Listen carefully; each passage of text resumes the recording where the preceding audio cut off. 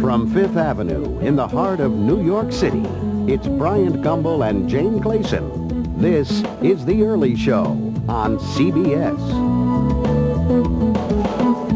And although all the official census figures won't be out until early next year, the fact is that in California, minorities are now in the majority. For the first time, whites account for less than 50% of that state's population. The growth rates that have made that a reality reflect trends that are now being seen nationwide. The number of Latinos and Asians has been growing rapidly everywhere, as evidenced by what's happening in Nevada, the nation's fastest growing state. It's not just tourists who are crowding into Las Vegas. Many new arrivals are staying put. And in Nevada, those new arrivals are likely to be non-white, because as the numbers suggest, U.S. growth rates have been most profound among Asians and Latinos. In the mid-'80s, the Hispanic population here was about 5 or 6%, and now we have 79% of our population here at Hewitson is Hispanic.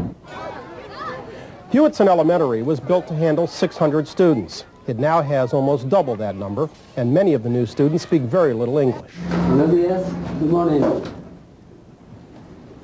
Okay. Mira. Fernando Prieto says there's an urgent need right now for teachers who can help bridge the language barrier. It's not so easy, but it's critical for the kids. In California, the growing Latino population spurred a backlash that saw several initiatives target immigrants and bilingual education. A warning for us. Nevada will be able to learn from California's experience. I pledge allegiance to the flag of the United States of America. Yet despite widespread overcrowding in Las Vegas, the racial resentment that was seen in California still hasn't materialized in Nevada. We're now in the largest economic expansion on record, and these are very favorable times to assimilate the newcomers into our community. Congresswoman Loretta Sanchez is a prime example of California's changing demographic times. She's in Washington. Ms. Sanchez, good morning. Good morning, Bryant. You represent a district that until a few years ago was very white, very conservative. How would you characterize its ethnic makeup today? Well, I think Orange County is certainly on the leading edge of what is happening in California and what will happen across the nation. And quite frankly, we not only have Hispanics, but we have so many different immigrant groups now, largest Vietnamese American population outside of Vietnam, for example. And quite frankly, we're working very hard to ensure that we work on common themes in order to live together comfortably. And what kind of feelings have the changes engendered among your white constituents? Well, certainly there are those who have feared the changes. I think there was a lack of knowledge about the different groups, not only with respect to Anglos to the new minority groups, but also from the minority groups to the Anglos. And I know that one of the things we've done at all levels of government is try to bring people together and work together, as well as different faiths. You know, it goes beyond race or beyond look. It goes to different religious faiths. I mean, in the same place where you have the Crystal Cathedral in Garden Grove, you also have one of the largest mosques in the nation, and so it engenders all of the different aspects of living together. Let me ask you to sit tight for a second. With me here in New York is Ron Unz, the man who authored the California initiative that did away with bilingual education. Mr. Unz, good morning. Great to be here. You've written about what you call the end of white America. What do you mean by that? Well, what I mean is exactly what's happened in California. In other words, whites are no longer a majority group in California. They're one of simply many minority groups. And those same trend lines are present in the United States overall. Is that a bad thing? Well, not necessarily. I think it depends how the country reacts to it.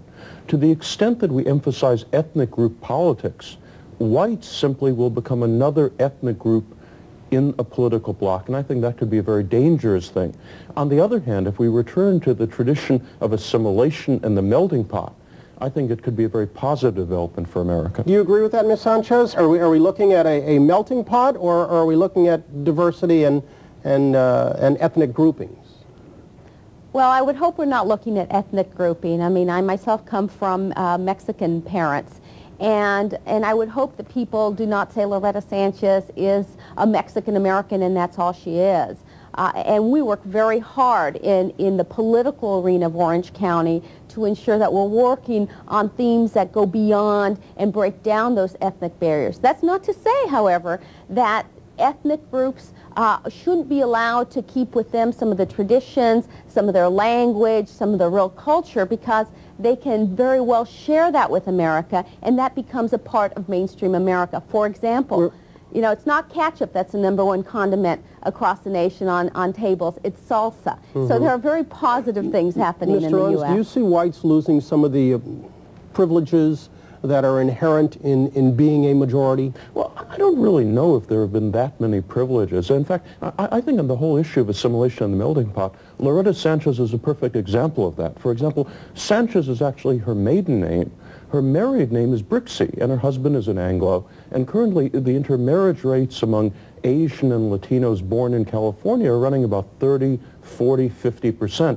So I think the melting pot is a reality, and I think that's a good thing. So what do you say to those Americans who are well aware of the adage that as California goes, so goes the nation, and they look at these growing numbers and realize that pretty soon, if you're white, you're going to be in a minority? Well, I think, again, it depends very much how the government reacts. For example, in the last 10 years, a lot of the ethnic battles in California have been caused, I think, by these demographic changes.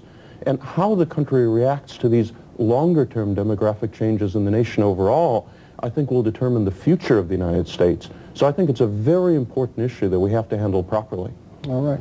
Ron Unz here in New York, thank you very much. Well, thank you. And Congresswoman Sanchez in Washington, very much a pleasure. Thank you.